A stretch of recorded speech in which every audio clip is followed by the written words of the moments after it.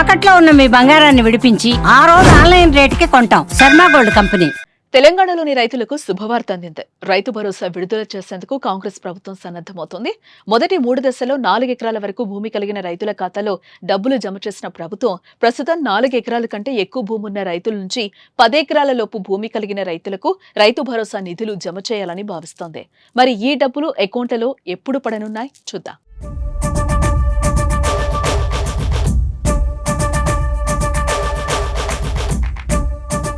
రైతులకు ఆర్థిక భరోసా కల్పించేందుకు తెలంగాణలో అమలు చేస్తున్న పథకం రైతు భరోసా. పంట పెట్టుబడి కింద అర్హులైన రైతుల అకౌంట్లలో డబ్బులు వేస్తున్నారు. బీఆర్ఎస్ ప్రభుత్వం హయాంలో రైతు బంధు పథకం పేరుతో ఎకరాకు 5,000 రూపాయల చొప్పున ఖరీఫ్, రబీకి 2 దఫాలుగా ఎకరాకు 10,000 రూపాయలు రైతుల ఖాతాల్లో జమ చేయగా, కాంగ్రెస్ ప్రభుత్వం అధికారంలోకి వచ్చిన ఎకరాకు 6,000 రూపాయల చొప్పున 2 విడతల్లో ఏడాదికి ఎకరానికి 12,000 రూపాయలు వేస్తోంది. ఈ ఏడాది జనవరి 26న గణతంత్ర దినోత్సవం సందర్భంగా రబీ సీజన్ కోసం రైతు భరోసా కింద రైతుల అకౌంట్లలోకి నిధులను పంపిణీ చేశారు ముఖ్యమంత్రి రేవంత్ రెడ్డి. 2వ దశలో ఫిబ్రవరి 5న, 3వ దశలో ఫిబ్రవరి 11న చెల్లింపులు చేశారు. ఈ 3 దశల్లో కేవలం 4 ఎకరాల వరకు భూమి కలిగిన రైతుల ఖాతాల్లో మాత్రమే డబ్బులను జమ చేశారు.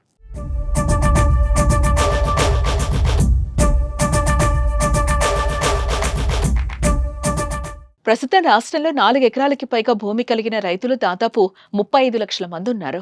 రబీ సీజన్ కు సంబంధించిన వారంతా రైతు భరోసా నిధుల కోసం ఎదురు చూస్తున్నారు. ఈ క్రమంలోనే వారికి గుడ్ న్యూస్ అందుతోంది.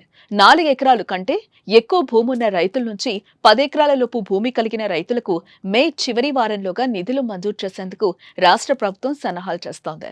ఇందుకు అవసరమైన నిధులను ఏర్పాటు చేయాలని సీఎం రేవంత్ రెడ్డి ఆర్థిక శాఖను ఆదేశించినట్లుగా సంబంధిత వర్గాలు తెలిపాయి. వచ్చే వారంలో రైతు భరోసాపై ముఖ్యమంత్రి రేవంత్ సమీక్ష సమావేశం నిర్వహించనున్నట్లుగా తెలుస్తోంది. అనంతరం రైతు భరోసా చెల్లింపుల ప్రక్రియపై స్పష్టత వచ్చే అవకాశం ఉంది. జూన్లో రబీ సీజన్ కు సంబంధించిన చెల్లింపులు పూర్తి చేసిన తర్వాత జూలై నుంచి ఖరీఫ్ సీజన్ కు సంబంధించిన రైతు భరోసా నిధుల చెల్లింపు ప్రక్రియను ప్రారంభించారని ప్రభుత్వం భావిస్తున్నట్లుగా సమాచారం. ఈ అంశంపై రేవంత్ రెడ్డి సమావేశం తర్వాత ఓ క్లారిటీ రానుంది.